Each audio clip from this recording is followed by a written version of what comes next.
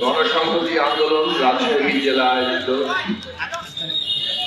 নতুন রাজনৈতিক বন্দোবস্তের লক্ষ্যে গণসংলাপের সহযোগিতার সভাপতি অ্যাডভোকেট মুরাদ মোর্শেদ উপস্থিত, রাজশাহী জেলার রাজনৈতিক আন্দোলনের সামাজিক আন্দোলনের পুরোধা নেতৃবৃন্দ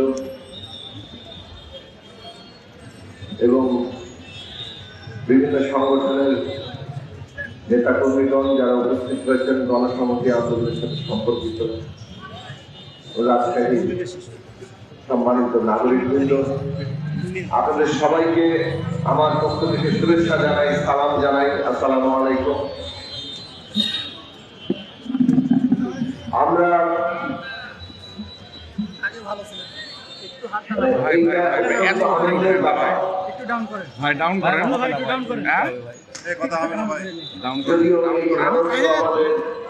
সবাই আপনাকে শুনছে বিশাল আত্মত্যাগের উপর দাঁড়িয়ে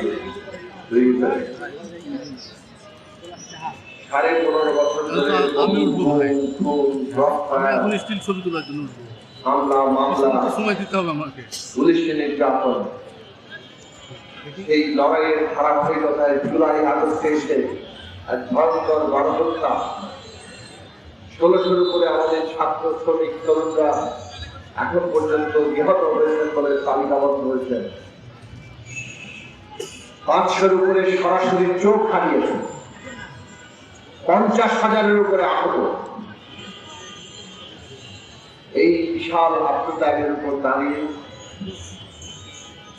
আমাদের দেশে একটা গণ অভ্যুত্থান, যে গণ অভ্যুত্থানে একটা স্বৈরাচারী কর্তৃত্ববাদী ফ্যাসিস্ট শাসক শেখ হাসিনা কেবল ক্ষমতায় ছেড়েছেন তা নয়,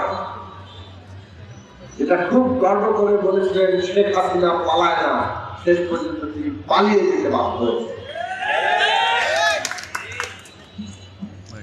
এইরকম একটি অভ্যুত্থানের পরে আমরা দেখেছি, অভ্যুত্থানের আগেও 3 তারিখে যখন আমাদের ছাত্ররা, আমাদের শিক্ষার্থীরা, আমাদের দেশের ভবিষ্যৎ, পত্রিকায় কাজ করি, তারা আমরা তো কাজ করি, এক দফা ঘোষণা করেছিল। সেখানে তারা বলেছিল আমরা ফ্যাসিস্ট সরকারের পদত্যাগ চাই, একই সাথে ফ্যাসিস্ট ব্যবস্থার বিলোপ চাই।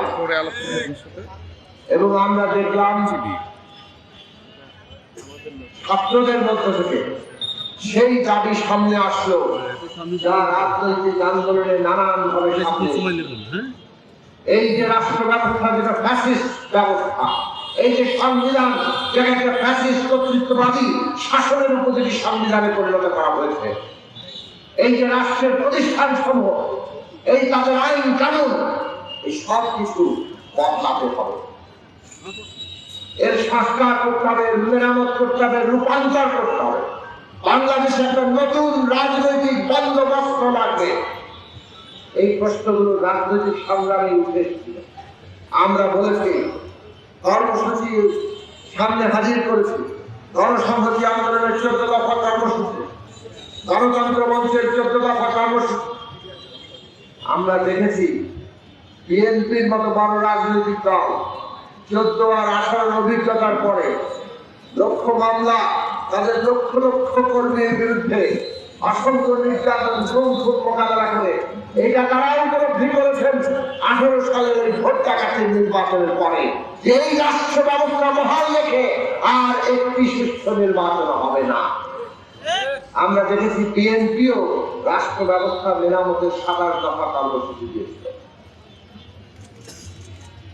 সেই কারণে সেই ভিত্তির উপরে দাঁড়িয়ে আমরা যুগপৎ আন্দোলন করেছি যে ফ্যাসিস্ট সরকারের বদল ঘটাতে হবে, একই সাথে শাসন ব্যবস্থার বদল ঘটাতে হবে। 31 দফা যুগপৎ আন্দোলনের কর্মসূচি এসেছে। আমরা আমাদের পক্ষ থেকে পরিষ্কার করে বলেছি, এই বন্দোবস্ত একটা ফ্যাসিস্ট বন্দোবস্ত, এই বন্দোবস্তের মানুষের আর কোন রকম দাবি দেওয়া, তার কোনো উন্নতি নিশ্চিত নয়। কতিপয় লুটপাট করে এই ফ্যাসিস্ট শাসন ব্যবস্থার অংশীদার হয়ে তারা সমস্ত কিছু ভাগ বাটোয়ারা করবে আর টাকা পাচার করবে। কাজে এই ব্যবস্থা বদল করতে হবে এবং আমাদের একটা নতুন রাজনৈতিক বন্দোবস্তে পৌঁছাতে হবে। আমরা আনন্দিত এই কারণে যে আজকে ছাত্ররা এই দাবিগুলো তুলেছে। আজকে বাংলাদেশে যে অন্তর্বর্তী সরকার গঠিত হয়েছে, প্রধান উপদেষ্টা, মাননীয় প্রধান উপদেষ্টা তার প্রথম ভাষণেই বলেছেন আমাদেরকে একটি নতুন রাজনৈতিক বন্দোবস্তে যেতে হবে। এইটা আমাদের জন্য, পুরো দেশের জনগণের জন্য একটা আনন্দের ব্যাপার। কারণ এই রাষ্ট্র এতদিন ছিল কতিপয়, কিরকম কতিপয় শুনলেন, শেখ হাসিনার ঘনিষ্ঠতম কোম্পানি এস আলম একাই $10 বিলিয়ন পাচার করে দিয়েছেন। এটা কে বলেছেন? নতুন দায়িত্বপ্রাপ্ত গভর্নর আহসান এইচ মনসুর।